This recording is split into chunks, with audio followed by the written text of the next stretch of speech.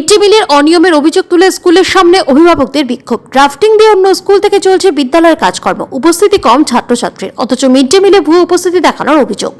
এমনটাই অভিযোগ উঠেছে হরিশ্চন্দ্রপুর 2 নম্বর ব্লকের ভালুকা গ্রাম পঞ্চায়েতের অন্তর্গত ফতেপুর জুনিয়র হাই স্কুলের। এই বিদ্যালয়ে 5ম থেকে 8ম শ্রেণী পর্যন্ত ছাত্রছাত্রী রয়েছে, কিন্তু বিদ্যালয়ে কোনো শিক্ষক নেই। তাই পার্শ্ববর্তী প্রাথমিক বিদ্যালয় থেকে শিক্ষক তুলে এনে কোনো রকমে জুনিয়র হাই স্কুলের কাজকর্ম চলছে। আর এই বিদ্যালয় কর্তৃপক্ষের বিরুদ্ধে অভিযোগ উঠেছে হাজিরা কম থাকা সত্ত্বেও বেশি বেশি করে ছাত্রছাত্রীর উপস্থিতি দেখিয়ে মিড ডে মিলের টাকা নয়ছয় করছেন শিক্ষকরা। পাশাপাশি তারা নিয়মিত উপস্থিত হচ্ছে না বিদ্যালয়ে, এমনকি পড়াশোনার মান নিচে নেমে গিয়েছে। এই সমস্ত অভিযোগ তুলে আজ ফতেপুর জুনিয়র হাই স্কুলে বিক্ষোভ দেখান স্থানীয় অভিভাবকরা।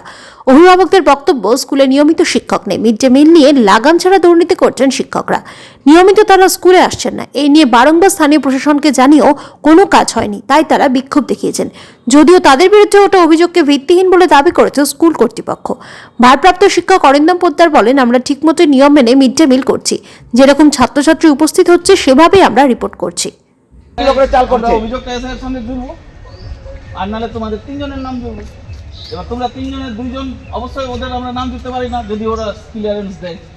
2 জন না আমরা স্কুলে জানুয়ারি মাসে তো ভর্তি শুরু হয়েছে, তারপর থেকে স্টুডেন্টও নেই, আর পড়াশোনাও তো সেরকম হয় না, ক্লাস সেরকম হয় না, টিচার্স মাত্র 3 জন, পড়াশোনা ঠিকভাবে হচ্ছে না, মিড ডে মিল সেরকম খাওয়া দাওয়াও সেরকম মান ভালো নেই, বাচ্চারাই বলছে।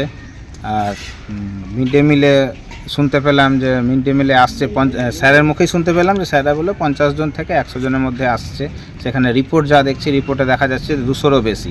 তাহলে এই রিপোর্ট যে এতটুকু বেশি, এই যে বাকি এক্সেসিভ যে মিড ডে মিলের বিলগুলো, এগুলো কোথায় যাচ্ছে আমরা তো আর সেটা জানি না, সে স্যাররাই জবাব দেবেন এর কী ব্যাপার আছে।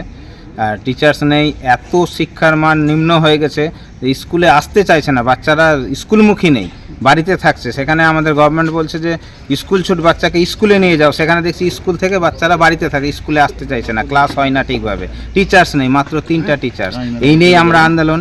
আমার বিক্ষোভের একটাই কারণ, আমার ছেলে 8ম শ্রেণীর ছাত্র, কিন্তু এখানে তো প্রথমত শিক্ষার মানের অভাব রয়েছে, শিক্ষকের অভাব রয়েছে। সেটা নিয়ে বিগত দিনে অনেকভাবেই এসআই সাহেবকে বলা হয়েছিল, কিন্তু আজও আমরা ভীষণভাবেই আশাহীন তাদের কাছে। আর দ্বিতীয়ত, এখানে মিড ডে মিলের রিপোর্টগুলো শিক্ষকরা যথার্থভাবে রিপোর্টগুলো ঠিকঠাক করে না। আসে 50 জন ছাত্র, সেখানে লিখে দেয় 200 জন ছাত্র। তো এই জিনিসগুলো শিক্ষকরাও ঠিকঠাকভাবে পরিচালনা করতে ব্যর্থ হচ্ছে। তাই আমি চাই যে এরকম যদি শিক্ষার মানগুলো দিনের পর দিন চলতেই থাকে, তাহলে আমরা কিন্তু একটা আন্দোলনের পথে এগিয়ে যেতে বাধ্য হব। কেননা শিক্ষাই হচ্ছে জাতির মেরুদণ্ড। ছিলাম স্কুলে এই কারণেই যে শিক্ষাটা সঠিকভাবে হচ্ছে কি না। এসে দেখি যে ছাত্রছাত্রীরা অনেকেই বাড়ি চলে গেছে, কিছু ছাত্রীরা স্কুলে পড়াশোনারত অবস্থায় দেখতে পেলাম। এবং আমরা এসেছিলাম যে 3টের আগেই সবাই, আমরা কিছু ছাত্রকে রাস্তার মাঝপথে দেখলাম এবং জিজ্ঞাসা করলাম, প্রায় তখন 2:30 বাজে। তাই আমি ভীষণভাবেই দুঃখিত যে এই শিক্ষার মানটাকে দিনের পর দিন বাড়ানো হোক, যাতে আমরা এটার দিক দিয়ে নিজের ছেলেদের নাম মুখ উজ্জ্বল করে রাখতে পারি। জানি না সেই দুর্নীতিরা শিক্ষকরাই জবাব দিবেন। আমরা শিক্ষকের কাছে জানতে চাইছি যে সেইভাবে একটা ভুল প্রতিদিন দিনের পর দিন এই রিপোর্টগুলো যে করে, কোথায় সেই রিপোর্টগুলো করে এবং কাদের কাছে এই বাকি মিড ডে মিলের জমায়েত জিনিসগুলো, জানি না কে আছে তাদের পিছনে, সেটা শিক্ষকদের কাছেই জানার আমি আবেদন রাখবো।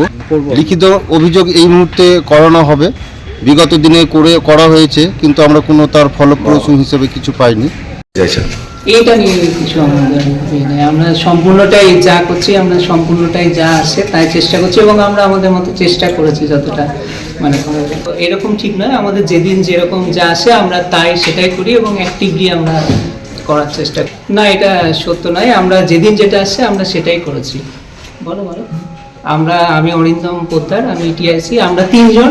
আমরা অন্য স্কুলের ড্রাফটেড টিচার, উনি অরিন্দম দাস, উনিও ফতেপুর স্কুল প্রাইমারি থেকে এসে, উনি নাফিস সংস্থারই, উনিও মণিপুর প্রাইমারি থেকে এসেছেন। আমরা যতটা পেরেছি যেদিন যেদিন যেরকম এসে ঠিক সেই রকমই ঠিকভাবেই চালিয়েছি, যতটা মানে যেরকম আসা, যেরকম মেনটেন করা, যেরকম ক্লাস নেওয়ার রীতিমতো আমরা ঠিক মতোই করেছি।